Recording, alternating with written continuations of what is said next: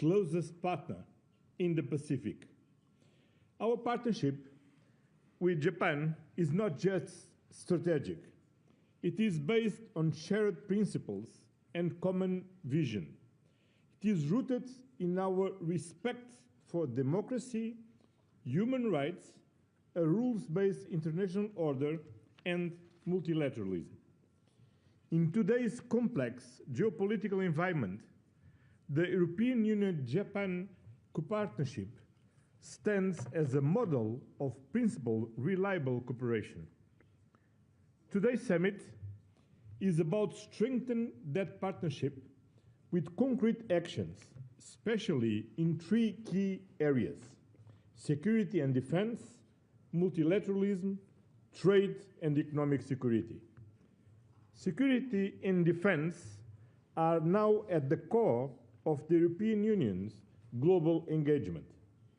Europe's security is interlinked to the security of the Indo-Pacific.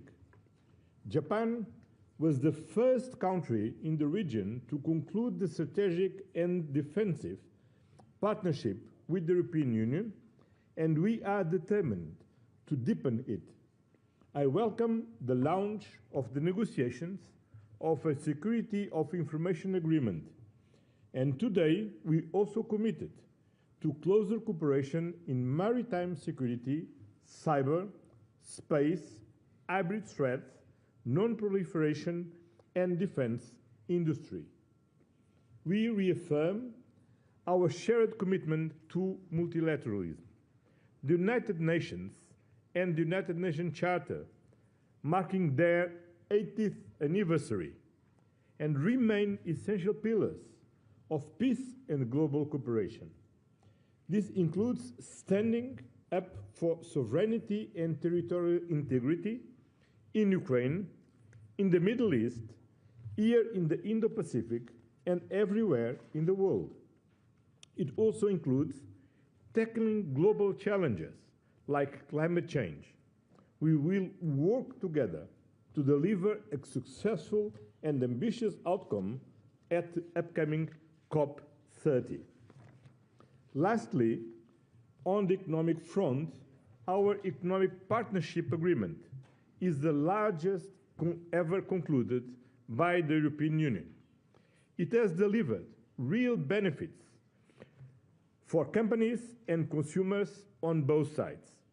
Our bilateral trade flows have grown by 20% since it is implemented. We are united in defending a predictable, rules-based economic order with the WTO at its core. And in a world of growing uncertainty, we are also stepping up joint efforts to boost economic security and resilience.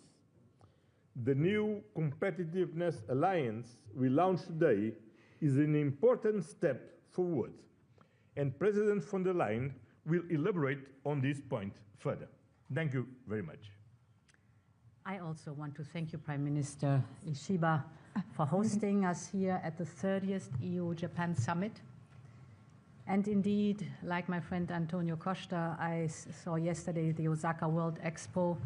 Very impressive, outstanding. It showed us something Japan does uniquely well, and that is blending tradition with innovation. And that's what the Expo is all about. It was truly a memorable visit. Dear Shigeru, first and foremost, I want to say congratulations. Congratulations on your successful negotiations on a tariff deal with the United States. This summit between the European Union and Japan comes at the right time. The world is changing rapidly. For strategic partners like us, it means being even more closer to face the realities of our times. And indeed, we are facing rising pressure on two main fronts.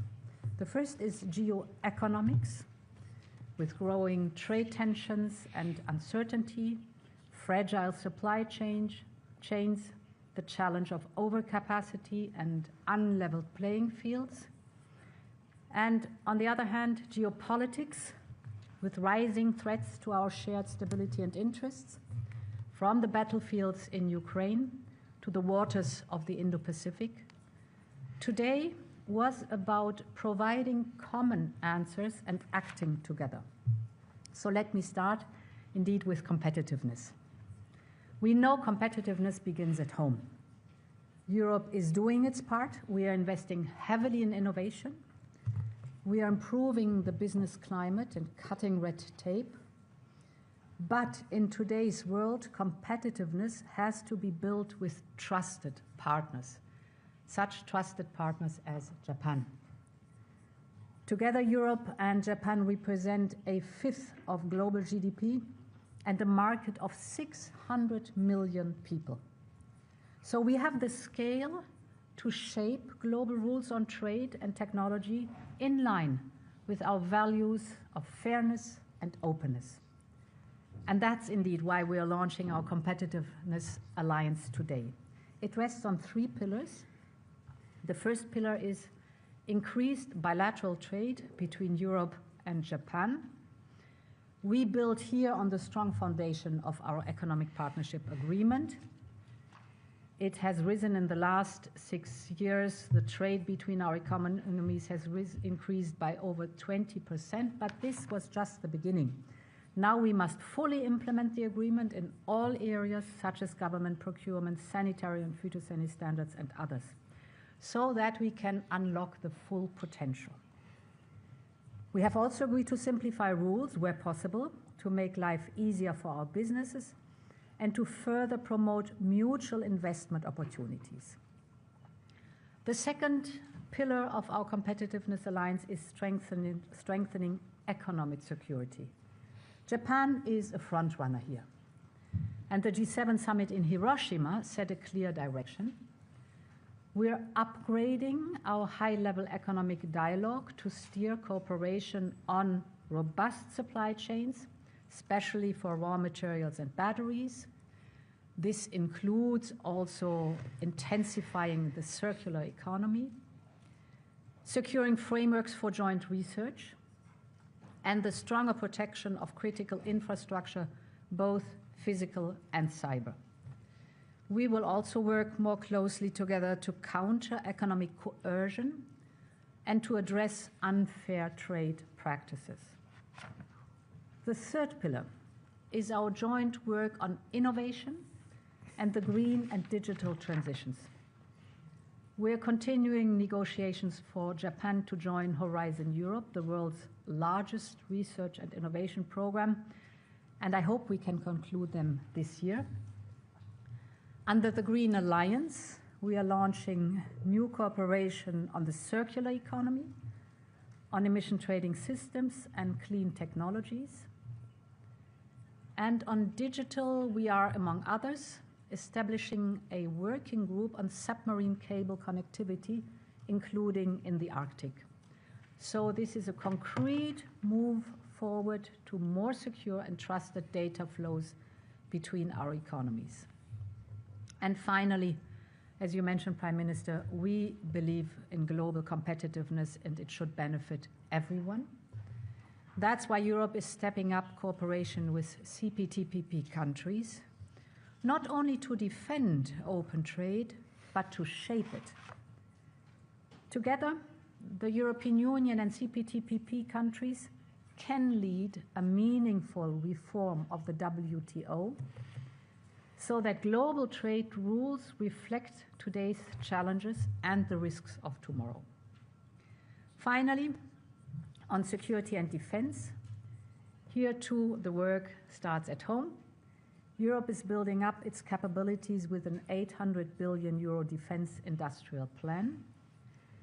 And we also know that security today depends on partnerships. Therefore, it is so meaningful that Japan was the first country outside Europe to conclude our security and defense partnership. We want to put that partnership fully into action. Next year, we will launch the first EU-Japan Defense Industrial Dialogue, because together we can reduce dependencies and build stronger defense ecosystems because it is grounded on mutual trust. Prime Minister, this summit reaffirmed the strength of our unique bond. In a world that is growing more fragmented, this bond gives us both clarity and direction, the direction to shape a world that reflects our shared values, open economies, secure societies, and fair rules. Thank you. ありがとうございました。以上をもちまして共同記者発表を終了いたします。プレスの皆様は3首脳が退場するまでそのまましばらくお待ちください。